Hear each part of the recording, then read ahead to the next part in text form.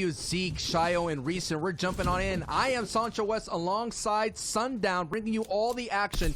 3 games left to go before we determine who is the next top 15 that move on to the heats. And after that, you only have 1 more week of this style of action. And I don't know, Sundown. I don't know, man. We're already seeing the big names of Mongols going through, but sitting at 22nd space, it is Benji's trio of Mr. Savas and Lechi with only 40 points here today.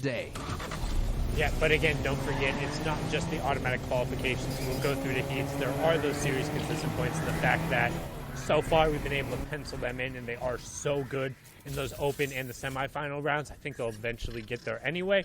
But I mean, we've talked on it time and time again. I don't think them contesting an equally as strong early game trio as them, if not arguably a little bit better, in Rizad, Noah, Riley, and Aqua, is a formula to win the FNCS. However, a team that could have a formula to win the FNCS by how they've kind of been staking their claim at Stark is Mongro, Mitro, and Tayson. If they're able to kind of keep up with that gameplay, they should at least be in contention.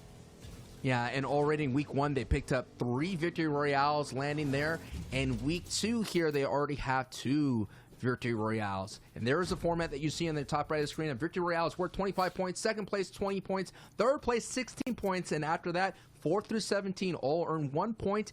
Each elim is 1 point right then and there. So you're seeing these are strong trios. To be able to get to that 17th place, we're talking about you have to outlast more than half of the lobby to get there. And usually 17th place pops during the end game, just like Reese's awesome video package. I hope you had your notes. I hope you were taking them. I know it's the weekend. A lot of you are working hard during school. I get that. But Reese laid down, you're going to learn today video and let you know that it is so difficult to get to the end game in these set lobbies. And when you get there, it's still, you can walk away with 0 points, Sundown, and that is going to be a big yikes. And it looks like a big-time trio of Andalix, Yanis, and Squeeze are here to fight. And now this is going to be a crazy battle between the 3, a fatal 3-way. Yeah, you can already see Noah and Rizan having a pair of elims on them. Noah being taken out as well. Heard a little bit of the secret passageway go off, so they're trying to create as much space and own as much of this area as possible.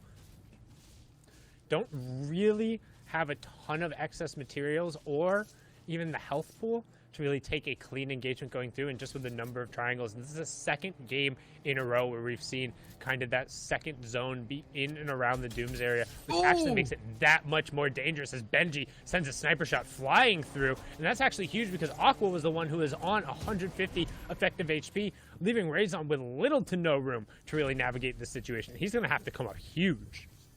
This is going to be an opportunity to kind of find your footing, though. This vault kind of works like a little mini box fight arena. You're seeing a lot of real estate you could kind of put up there. It kind of discourages you to kind of push on in. At the same time, you have the ability to retreat, as we're seeing so many new names kind of filtering their way through. I think they're seeing that there is a lot of wounded trios here fighting, and they're going to take this opportunity to get on through. There is Doom's Castle, Dr. Eric Von Doom. And like I said, Season 4, it's all about the Marvel Universe. The Nexus War coming in. It'd be exciting to see what happens with Galactus, the World Devourer. Who knows what can go down in the Fortnite universe, and that is why I enjoy the fresh updates, the new content, and the changing as well, as you see. And that's what makes Fortnite competitive so cool, Sundown, is being adaptive makes you, it just gives you that extra edge to going up against other competitors who have, some issues adapting to those changes. I think the biggest thing is just showing how much consistency these top competitors really have, and the fact that they can play so well across the different game modes, and then the fact that there are players who definitively do better in solos, and they're like, hey, this is my game mode, I do really well here, and then there's somebody who can pair up and fit into different trios, or maybe only has to play with the same group. I don't want to say maybe only has to play with, but you've seen just how much success Zayt and Saf particularly have had together, and they haven't really necessarily mimicked that across solos or when they've added in other players to that mix.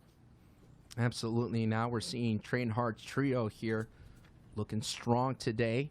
the opportunity to kind of get their way in. They're already two of their teammates of Matzo Amplify qualified last week. This squad is currently sitting, I'm going to take a look at the cumulative leaderboard, sitting at 19th place. So they were tied for that 15 bubble, and they kind of slipped just a bit. But now a battle is ensuing here between Chapix, Milan, and Queasy, and they were the ones that looked very strong here after day one. They're coming out in the first place, but I've seen these kind of battles break out. They do really well at separating and pinching together, but at the moment they're fighting kind of hip to hip, as we've been talking about all the entire time. But you're seeing here that, you know, they don't want this fight because they have to expense all the heals and shields that they find here, as they do pick up a nice elim here on Riser, and Riser is going to go down, and that's going to be a 50 HP. But when you land at Craigie Cliffs, we talked about it earlier in the broadcast, you get the advantage of holding on to those heals and shields when you walk away. This considering you use those barrels, and Milan gets another one and closes out that trio. Yeah, but generally you want to have heals to hold on to, but getting fought right on the edge of the circle here is going to counteract that. You can already see Queasy no excess utility, and the fact that he only has a pump and an AR signifies to me that he was forced to burn through it. You also have Richard, Kelly, and MCK directly above and kind of on the side, able to threaten if they so choose. We're going to swing on over here. You have Kiriachi and Rotary. Don't see, oh yeah, Stormy right just over on the side there. So a little bit of a 2-1 split between them right now. They're going to want to work all the way into zone, making sure they bring all of their stuff with them. Stormy Right's the one holding on the zone, and we see where that third reveal is coming through. So don't forget, this is our match number 4 on the day after the break. So we hopped in a little bit later, is about 5, I believe 6 minutes into it. So already a couple trios going down, and third circle now being revealed. One thing I have to point out, Snap, Miro, and Swag, they had a great day one. They started in the top 5. Now they're slipping down their leaderboard. They're not at risk of losing. I mean, they were in 7th before this game. Now they're at 9th going into it with only 97 points. And below them, you have Amplify, 80, and Matzo, who are already qualified. Heatsy, Steelix, and Snag are sitting there just right behind them. 9 through like 20 Sundown. We're talking about a placement point here. Elimination there. Shooting across the way and getting a free elim. That's what it all comes down to. You mentioned it before. The finest of threads. And something to note, too, is that the current first place team was our first place team last week. That's Kazix, 4ZR, and Nate. However, last week they won with 182 points, and they really stalled at the end. It took them a while for them to kind of catch the last 2 break. They've had kind of a poor, I want to say it was matches number 10 and 11 last week before bouncing back a little bit in the final game. But this week so far, they're already sitting at a cumulative 176 points. They are only 6 points behind their winning total last week. So if they really kind of keep on this level of consistency, I think they've kind of separated themselves out from the herd a little bit. And we're seeing that the herd will get separated a little bit more as we have another opportunity to have an ending near Stark Industries. So already the Miros, the Mongrels, all of those fans know that they have a strong chance to have that high ground, as considering Reese pointed out that they like to go for high ground around zone 5, around the half in and half out. But here is Hen. The Become Legends is having a legendary run, being very strong in his trio, considering that he's always around the solo player. But that's not to say anything that Putrick is not doing really well, and that's not to say Deceptos is not doing well. We haven't seen them pick up elims as well, but it just Hen that just has that special it factor that's proving strong today here in game 4, I believe. It's game 4 on the day, game number 10 total out of the 12. We'll have 2 more after this, and I'm actually a really big fan of this trio. In concept, I don't think they've been playing together all that long, but individually, we've seen really good things out of Deceptos for a while. Patrick, too, as well, being signed over to Navi. They've all been able to put the pieces together. I think if they're able to kind of develop a real chemistry and actually learning to fight, because so often I see what their biggest struggles are, and likely what kept them out in week number 1, is they rely a little heavily on kind of those clutch factors and players not getting picked off.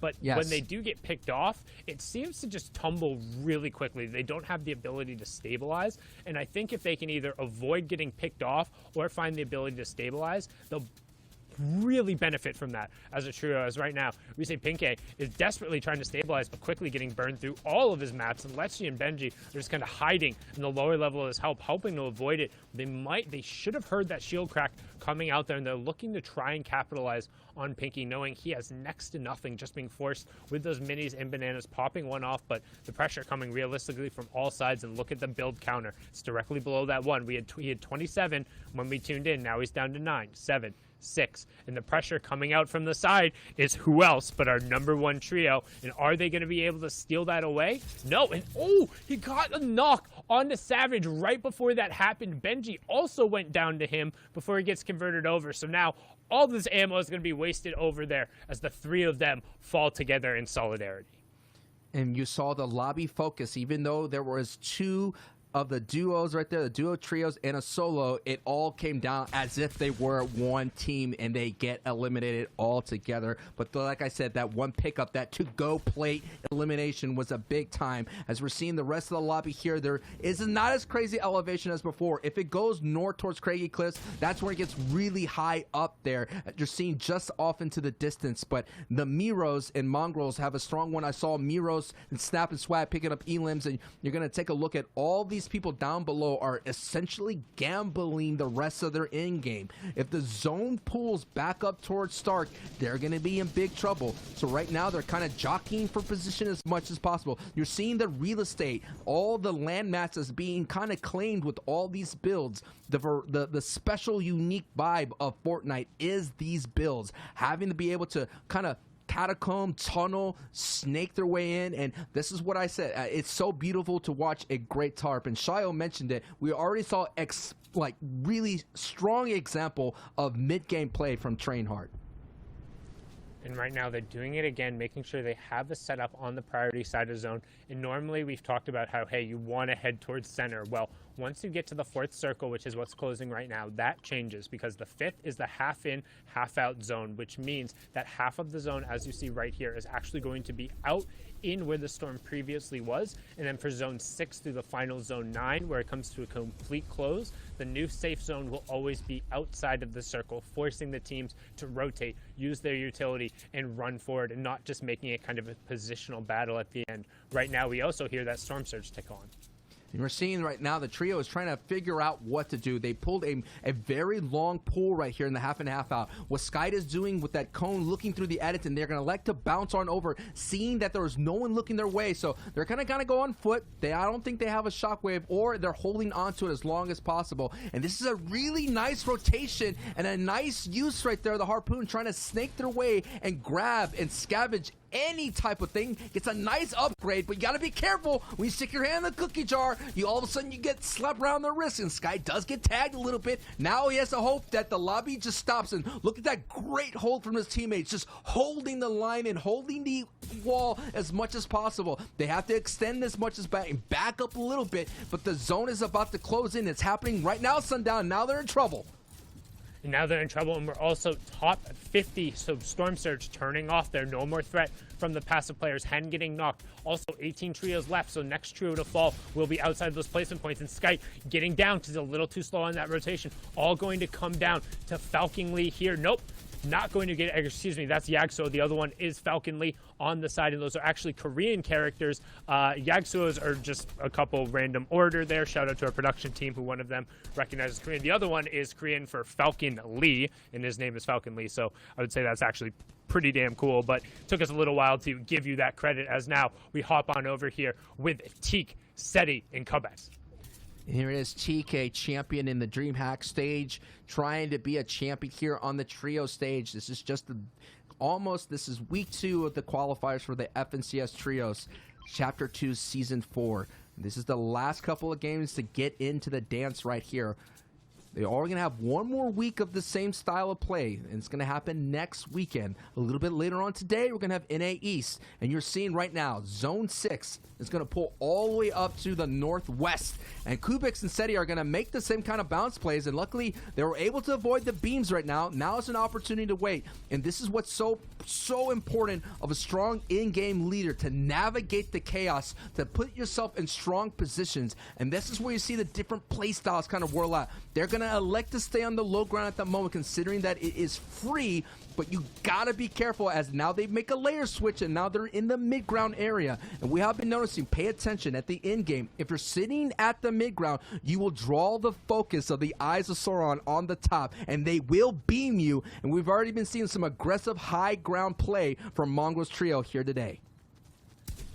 Whether it's the Eye of Sauron or the Eye of Balor being the one that provides the damage from the top right now. Kubex, Seti, and Teak over on the side trying to navigate this mid-ground tarp. We are now into our placement point threshold. As you see, the trio's beginning to fall. Good use of the harpoon to snag one set of wooden builds there. Gonna then immediately try and drop down and split it out. Trying to find another one, get some brick. Can he keep sniping? The most important thing here, ooh, got a whole plethora of stuff there. However, not able to grab the big pot, which I think he probably would have wanted rather than the secondary shotgun that he caught there. So unfortunately not able to juggle the correct amount of loot. But we see 4ZR still up there as he picks up an elimination onto Patrick. And if you don't slow down Kezix, 4ZR, and Nate right now, they're going to be repeat winners. They need to be taken out before they have another successful endgame. Who's going to be able to do it? Otherwise, it's all going to come down to fighting for second in the qualifying spots. And as I say it, right there, they find him on the side. 4ZR gets taken down, but no confirmation coming through yet, Sancho.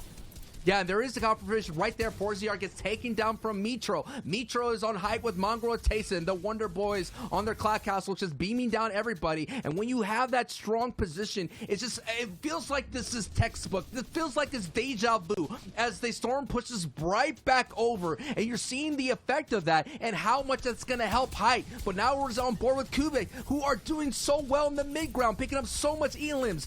And this is the opportunity that you need to capitalize. If you could execute this to perfection, you will rack up a lot of elims and placement points. And you know, Nate actually just got an elimination in the feed, and as we pan to the wide, we can see yet again on the high ground, Mitro, Mongrel, and Tayson trying to make it their third VR on the day. We have Rasco in the top right. That was Reese's prediction. We have MCS Duck on top, aka X Squeeze in your bottom right, part of the French trio with our French duo of Andalex, and then their partner Jonas, the FNCS Invitational in the bottom right. Nate going down, which means it's all going to be on the back of Kezix. However, they are still cheekily racking up those placement points over and over again as we have top 8 in 15 players make that top 7 in 15 players remaining now. We're seeing the strength of having that Stark Industry uncontested rearing its head at the moment, as you're seeing Mongrel just sending so much pressure to the people. And this is what I'm talking about. The people at the mid ground are being forced down to the people like X Squeeze. And if you're sitting on this low ground, you have to be careful.